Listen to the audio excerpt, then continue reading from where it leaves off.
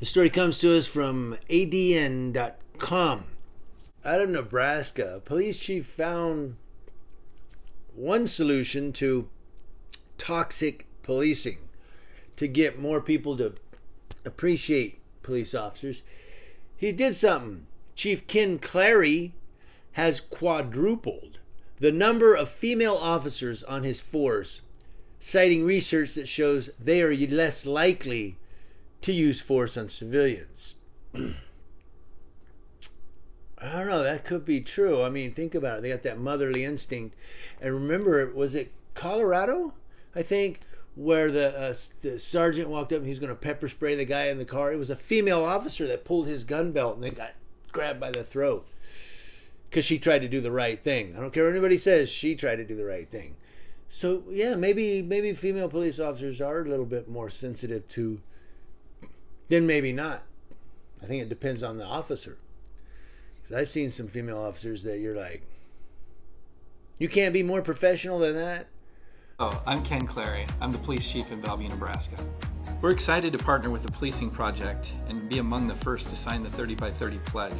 That's Bellevue Police Department's newest YouTube video, pledging to join the 30 by 30 initiative to fill their recruiting classes with 30% of women by 2030.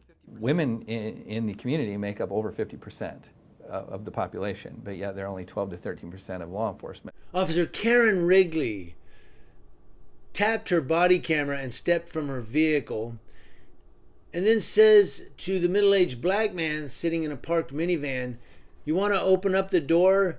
You've got an arrest warrant."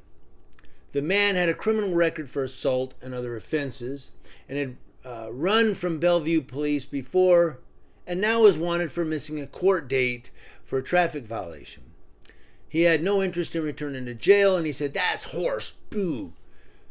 He cried, and Wrigley and her colleagues asked him 11 times over 15 minutes to exit the vehicle. Now, she could have just busted the window and they could have just pulled him out of the car.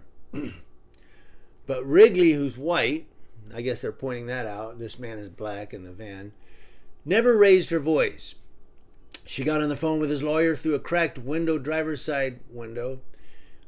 She had the right to bash it in, but she didn't. As reality set in, the man smoked 2 cigarettes and then finally exited the car, remarking that he was freezing. Wrigley said, "Yeah, us too," as she handcuffed him. She said, "Just to let you know, others aren't going to be as nice as me." You know, women are actually very well suited for policing today.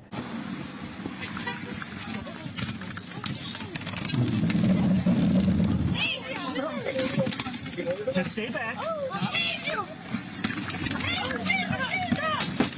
Stop. Please stop.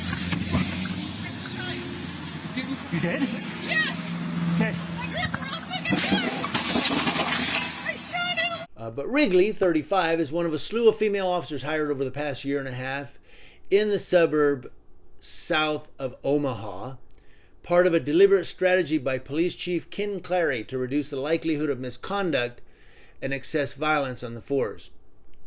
Clary, a former Iowa State trooper, believes the research and his own experience, both of which tell him diversity makes for better policing and decreases the use of force against civilians, especially those who are black.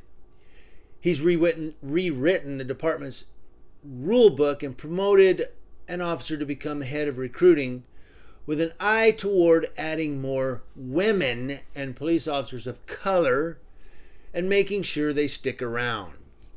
The 30 by 30 initiative that Bellevue Police is pledging is a nationwide coalition of police leaders and researchers aimed at boosting female representation in policing.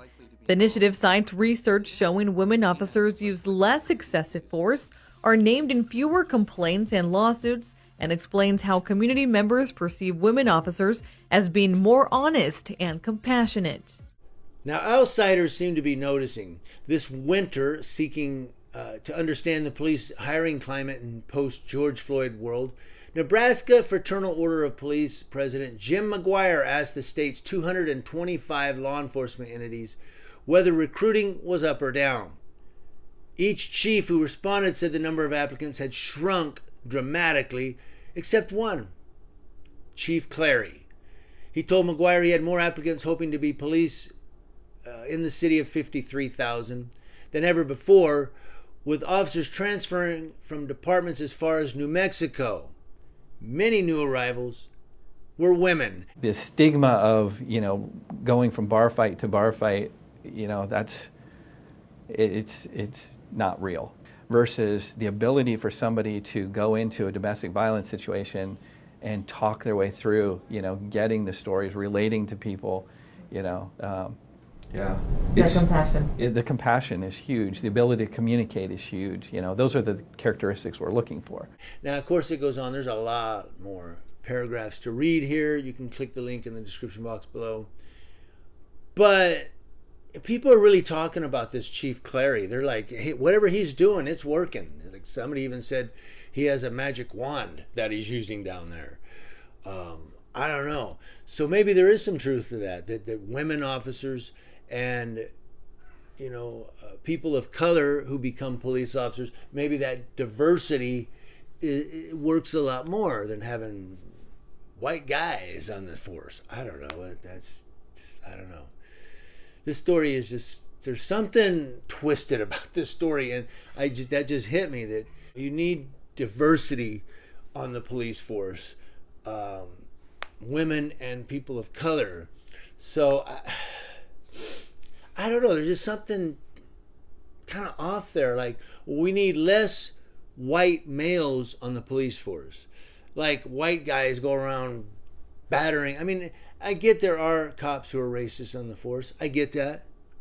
But you've got to understand, the editorials that I've done, there have also been black cops, Puerto Rican cops, Hispanic cops, Mexican cops, all Asian cops, all who've done things to violate people's rights. I mean, it's not just to one ethnicity. It's not just to one gender. But everybody says that what this police chief is doing is working.